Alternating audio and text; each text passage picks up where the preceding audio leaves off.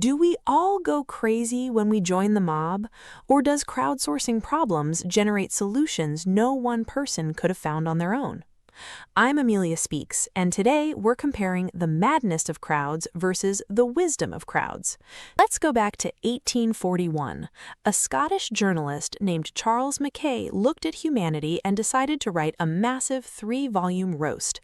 He titled it Memoirs of Extraordinary Popular Delusions and the Madness of Crowds. Mackay wasn't a dry academic. He was a storyteller with a flair for the sensational. His book reads like a 19th century tabloid mixed with a history lecture. He organized the world's bad decisions into national delusions, peculiar follies, and philosophical delusions. Mackay's core argument? Men think in herds. It will be seen that they go mad in herds, while they only recover their senses slowly and one by one. He takes us through the tulip mania of the 1630s, where people in the Netherlands literally traded their houses for a single flower bulb because the crowd decided it was worth more than gold. To Mackay, the crowd is a fever. The moment you join the mob, you surrender your brain to a collective hallucination. It paints a picture of humanity as a species that is only one viral trend away from total insanity. James Suretsky published The Wisdom of Crowds. If Mackay thinks the crowd is a fever, Suretsky thinks it's a supercomputer.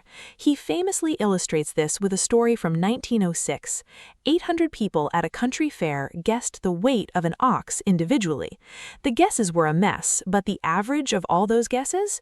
It was 1,197 pounds. The actual weight of the ox was 1,198 pounds.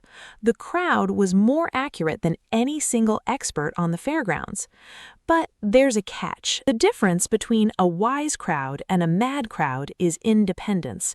The madness begins precisely where the independence ends.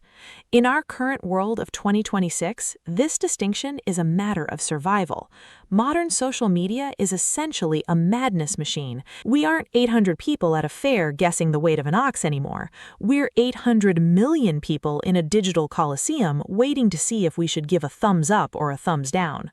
The goal isn't to leave the crowd behind. We're social animals after all. The goal is to remain an individual within it. Mackay would tell you that the crowd is currently in the middle of a peculiar folly, and Suretsky would tell you that you're ruining the statistical average by copying your neighbor's homework. When was the last time you changed your mind about something, not because of social pressure, but because you actually stepped away from the noise and looked at the facts for yourself?